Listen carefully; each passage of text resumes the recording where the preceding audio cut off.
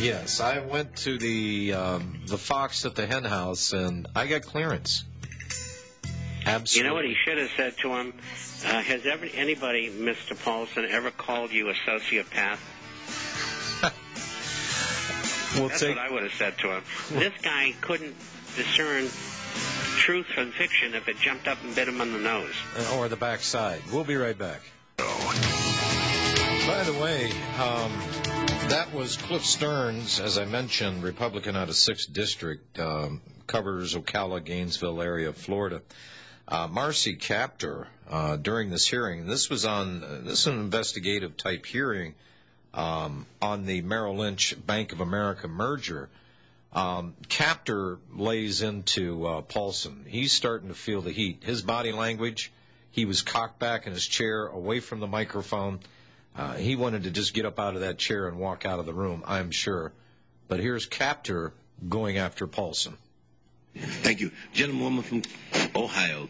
Thank you, Mr. Chairman. Mr. Secretary, some contend the timing of what you call in your testimony a financial crisis unprecedented in our lifetime was actually a calculated Wall Street scenario underpinned with masterful deceit and extraordinary moral hazard.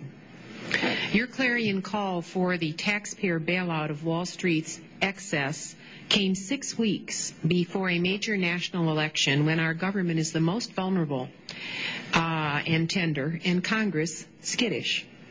What your orchestration yielded was an unprecedented dumping of private sector losses on the U.S. taxpayer.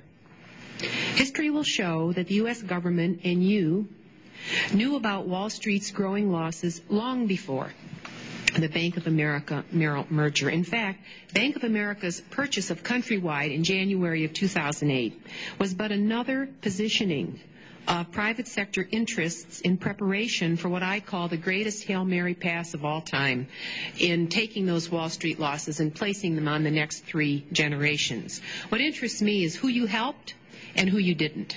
Yesterday's New York Times reports that Goldman Sachs, the firm at which you spent your life, posted the largest quarterly profit in its 140-year history, $3.4 billion. Each Goldman employee reportedly could earn $770,000 this year. And the same paper's lead editorial yesterday states, across our nation, unemployment is rising, foreclosures are surging, lending is still constrained. I wish I had an hour to talk to you about that. It looks like some very rich people are profiting handsomely. And I can tell you that those profits at Goldman, they'd resolve about 1/4 of the housing situation in Ohio that we face today. Since appointment by President Bush as Secretary of Treasury in 2006 until today, have you or any of your family had any financial ties or investments related to Goldman Sachs in any way whatsoever? No. Thank you. What about Bank of America? Not that I know of. President Bush was not the first president you served. Who was the first president you served? Richard Nixon. Richard Nixon. And who did you report to in the White House in those days? Who was the head of your staff? I reported first to Lou Ingman and then to John Ehrlichman. Thank you. Let me ask you about the deals you structured while at Treasury. In terms of the warrants that you structured in the $10 billion Goldman Sachs deal, the term sheet provides that once Goldman redeemed the preferred shares, it has the option to purchase back the warrants at a fair market value at a timing of its discretion. Why did you draft a provision that allowed Goldman Sachs, the borrower, to determine when the taxpayers must sell their warrants? In terms of how a specific warrant deal was structured, I'm sure that the deal that was structured for Goldman was the same as for all the other warrants. But why would you leave the taxpayer, who in this instance is the creditor, why would you let the borrower set the terms? I would say this, Madam Congresswoman, those warrants are going to be very profitable for the taxpayer. Yes, they're going to be very profitable, sir, but if Goldman can set the terms on when they can be redeemed, we're not going to get back what we deserve to get back for the American people. There's a process, and it's not a process where Goldman Sachs sets the terms. Well, that's not what the deal says. The term sheet provides that at a timing of its discretion, That's what the term. Could you check into that for me with your friends? Okay, well, I will check into it. But the timing is one thing. The process for how that's set is another. Well, I don't know how you're defining your terms there, but it's pretty clear that Goldman Sachs will determine when our taxpayers, when we will get our money back, and that's a pretty serious question. Let me go to another point here. And this is who you help and who you don't help. Last year, Warren Buffett bought into Goldman Sachs at a level of $5 billion. Under your watch as Secretary of Treasury, our taxpayers were forced to invest $10 billion in Goldman, not counting the counterparty deal with AIG. Warren Buffett received 43.5 million options worth $1.8 billion for his $5 billion gamble. Okay, our taxpayers, by contrast, got 9.5 million options worth $500 million, 1/5 as much for their investment, which was double his. Buffett is being paid 10% interest on his preferred stock. Yet taxpayers only get 5% for the first 5 years and 9% for the second 5 years. Buffett has a 10% call premium. Taxpayers have no premium rights. Buffett got $5 billion of present value for his $5 billion investment. Taxpayers have $4.9 billion of present value for their $10 billion investment. How is this fair? And why did Warren Buffett get a better deal for his stockholders than you, as Secretary of Treasury, got for the American taxpayer at Goldman? There's a very clear reason why.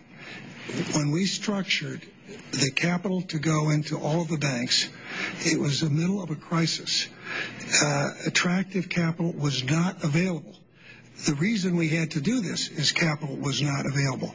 We wanted to do something that was available, not where we were providing it under duress, but providing capital which was structured so that the taxpayer would get paid back. The capital we put out... At the call of Goldman, whenever it sets the terms. First of all, the banks, we put out the capital. It's preferred stock. It wasn't voting.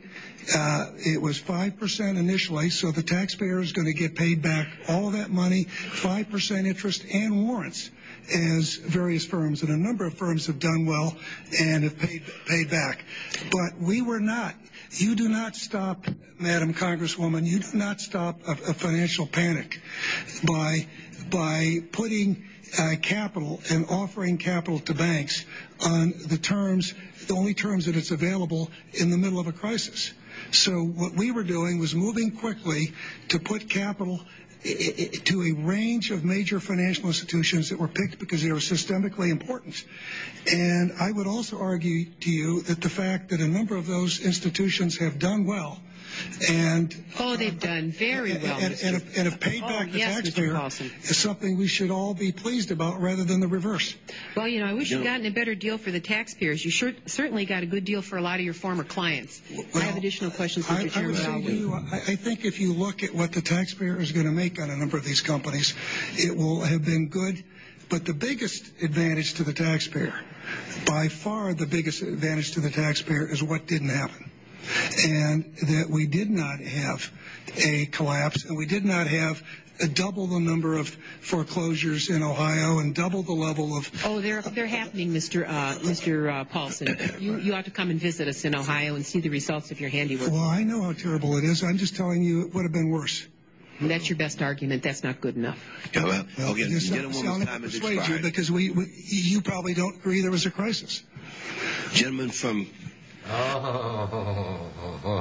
There was a crisis, and he created it. That's exactly right. And indulge me, gentlemen, 1 minute and 55 seconds more.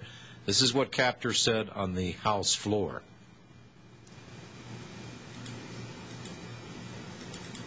Yeah. Save me, save me.